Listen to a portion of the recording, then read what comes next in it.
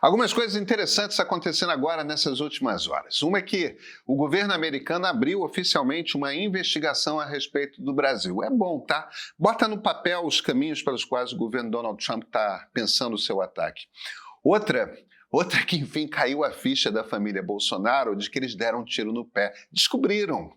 Está todo mundo desesperado tentando controlar Eduardo Bolsonaro. E nessa, a gente viu aquele vídeo meio constrangedor, né, do presidente do Senado, Davi Alcolumbre, de um lado, com o presidente da Câmara, o Hugo Mota, do outro, entre eles o vice-presidente da República, Geraldo Alckmin, meio que sem saber muito o que fazer perante o celular que filma.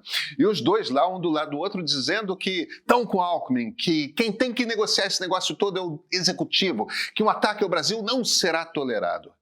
E o que está por trás desses movimentos aqui? Bem, a Quest responde. Pesquisa que saiu hoje, quarta-feira. 57% dos brasileiros desaprovavam o governo Lula em maio. Caiu para 53%.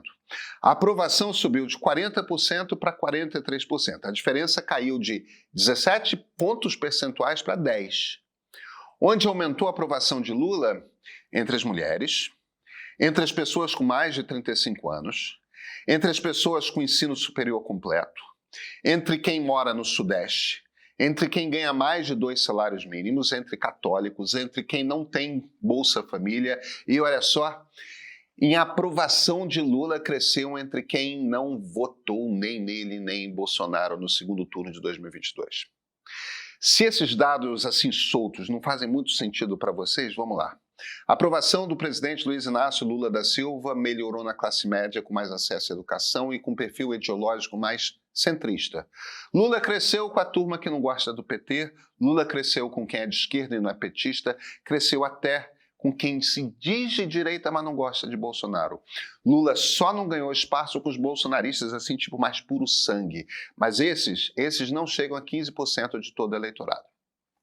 Vejam bem, demorou muito para cair a ficha de muita gente na direita. E agora a coisa piorou, porque agora os americanos estão atacando o Pix. E poucas coisas são tão populares no Brasil quanto o Pix. Há 3 meses estava lá o deputado Nicolas Ferreira num dos vídeos políticos de maior audiência da história das redes sociais, metendo malho no Palácio do Planalto porque parecia querer taxar o Pix. Bem, agora parece que mudamos de ciclo. O Planalto parou de meter os pés pelas mãos e chegou a vez de a família Bolsonaro meter os pés pelas mãos.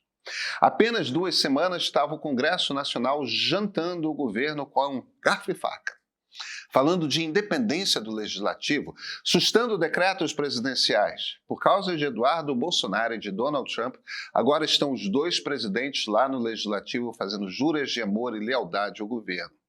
Vocês talvez conheçam um dos maiores clichês da política brasileira. Eu ouvi atribuído a Tancredo Neves, tem gente que diz que a autoria é outra, tá tudo certo. Diz assim: política é que nem nuvem. Uma vez você olha, tá de um jeito, aí pisca, olha de novo e dá com outra forma. Outro clichê: nunca brigue demais com alguém que você não possa se aliar no instante seguinte. Bem, clichês não existem à toa, existem porque são obviedades. E essas 2 semanas mostram isso como nada mais. Só não vamos exagerar aqui os resultados iniciais. O que a pesquisa Quest diz é o seguinte: Lula é aprovado por 43% dos brasileiros e desaprovado por 53%. Ou seja, seu governo ainda está no negativo. É só que a diferença caiu de 17 para 10 pontos. E isso não é pouco em apenas 2 meses. Com números assim como estão, a reeleição ainda é difícil. Só que a curva favorável ao governo está crescendo e um opositor que venha com uma camiseta assim escrita "sou bolsonarista" ia ter dificuldades dobradas de vencer. Porque conforme cresce a aprovação do presidente, vai ficando também mais feia a situação de Bolsonaro. Até porque não vamos esquecer o seguinte: ele deve terminar esse ano preso, tá? Mas como o Pix entra nessa história? O que se passa na cabeça dessa criança mal intencionada que é Eduardo Bolsonaro? E para onde vão os políticos de direita? Bem, vem comigo. Eu sou Pedro Doria, editor do Meio. Sei que você leu muita coisa por aí sobre Israel e Palestina, mas o quanto que você entende o que está acontecendo por lá? Passei 10 dias em Israel vivendo de perto, tá? A realidade do conflito, entrevistando gente de ambos os lados. O resultado dessas conversas e de um extenso trabalho de pesquisa está em 3 novos episódios do Ponto de Partida série. Olha, esse nível de produção você não vai encontrar nos jornais por aí ou em debates de redes sociais.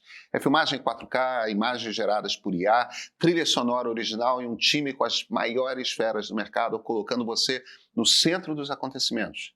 Os episódios já estão no streaming do Meio. Você não vai mudar de opinião assistindo essa série, tá? Não é isso, não é essa a intenção.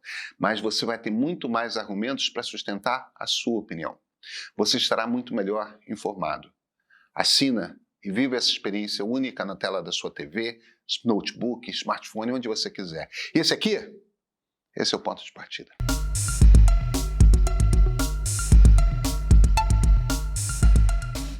O que tem nesse processo que foi aberto lá nos Estados Unidos é o seguinte: o governo brasileiro adota práticas que diminuem a capacidade competitiva das empresas americanas que oferecem soluções digitais de todo tipo, incluindo pagamentos. O Brasil impõe tarifas mais altas para produtos americanos do que para produtos de países como Índia e México. O Brasil não policia a venda de produtos falsificados, o que prejudica marcas americanas. Eles falam especificamente da Rua 25 de Março, em São Paulo. E eu fico aqui me perguntando se eles já passearam por aquelas lojinhas de Manhattan ou então mesmo em Chinatown, em São Francisco, do lado do Vale do Silício, porque olha, é a mesma coisa. E olha só que interessante isso aqui. Brasileiros cultivam bois em terras oriundas de desmatamento ilegal, o que afeta a pecuária americana, tornando-a menos competitiva no mercado internacional. Então vamos lá. Primeiro vamos tirar uma coisa aqui da reta, tá? Sabe qual é a queixa mais comum que se faz a respeito do Brasil na Organização Mundial do Comércio? A nossa política de tarifas para produtos importados. E a mesma. Quem se queixa tem toda a razão. É uma política burra, generalizada, que não melhora a indústria brasileira e piora a vida dos brasileiros. A gente tem barreiras alfandegárias altas, comprar coisa estrangeira por aqui costuma ser caro, o Brasil não é um país que goste muito de livre comércio. Os caras que se queixam têm razão. Agora vem cá. Quem é que está adotando essa prática nesse momento, neste exato momento? Quem é que está fazendo uma tarifa diferente para cada país? Daí, estão implicando com o fato de que o Brasil tem uma lei geral de proteção de dados e agora começou a regular redes sociais. A Europa também tem uma lei dessas e também quer regular as redes. A Austrália vai regular as redes. O estado da Califórnia, onde fica o Vale do Silício, tem uma lei de proteção de dados. Gente, o mundo todo vai impor regras para que a vida digital se aproxime da vida no mundo físico. A gente pode ter uma boa conversa sobre que regras devem ser essas e que tenham certeza, vai se errar muito nas diversas regulações. Washington vai começar a punir os países que fizerem regras? A lista vai ser grande, tá? Agora, o ponto mais absurdo é o ataque ao Pix. Vejam, a Apple tem o Apple Pay, o Google tem o Google Pay, a Meta vem agora com o WhatsApp Pay e todo mundo está tentando fazer com que pagamentos digitais fiquem cada vez mais fáceis. O Pix é isso. Um jeito de fazer com que o dinheiro saia da minha conta bancária e entre na sua. Rápido e fácil. O Brasil viu o óbvio, tá? Isso deveria fazer parte da infraestrutura financeira do país, uma infra comum a qual todos têm acesso potencial, inclusive Apple, inclusive Google, inclusive Meta, se assim desejarem. Agora, por fim, ninguém está falando muito disso aí, mas é sensacional, né? O governo Trump reclamando do desmatamento da Amazônia e do fato de que tem gado sendo criado lá. Eu conto ou vocês contam? Então o que resta são os Bolsonaros. Teve líder de partido de direita reclamando que o 03 estava incontrolável. E tá, né? Inteligente o cara não é muito.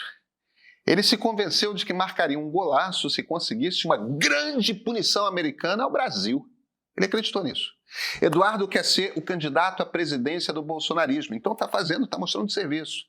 Até terça-noite, quando todo mundo, incluindo até seu pai, já havia percebido que o gol foi contra Eduardo, ainda estava ali teimando. Tomou um esporro e Dizem entrou na linha. Dizem, vamos ver. Mas o estrago está feito. Alcolumbre e Mota estão lá beijando a mão de Geraldo Alckmin. Os governadores de direita que se precipitaram estão calados, com o rabo entre as pernas. Todo mundo dizendo que é o Planalto que lidera a solução. Vamos ver bola com Brasília. Mas o que isso quer dizer para 2026? Bem, é cedo. Se as tarifas americanas forem realmente impostas ao nível alto que Donald Trump prometeu, possivelmente o resultado inicial será queda de preços aqui no Brasil. A longo prazo vai ser um estrago em muitas indústrias, mas no primeiro momento de cara o supermercado vai ficar mais barato. De quebra, Lula e a esquerda tiram do bolsonarismo a bandeira do Brasil. É inacreditável. De novo, até 2026 tem tempo. Muita coisa pode acontecer. Se as pesquisas confirmarem que os bolsonaros perdem apoio, por exemplo, isso quer dizer que a direita vai ter incentivo para deixar o bolsonarismo. Não é mal para o país, mas muda completamente a estratégia de Lula na eleição. Vai acontecer? Sabe como é, né? Uma vez um sábio disse, política é como nuvem.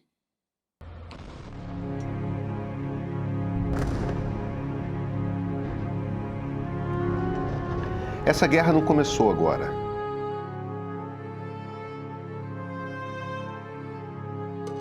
Não começou nem em 1948, quando o Estado de Israel foi criado.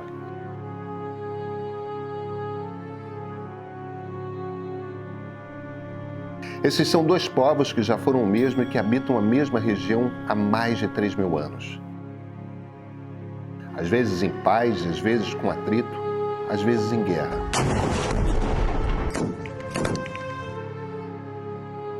A versão atual nós chamamos de conflito Israel-Palestina. Nós não temos conversado sobre esse conflito e precisamos conversar.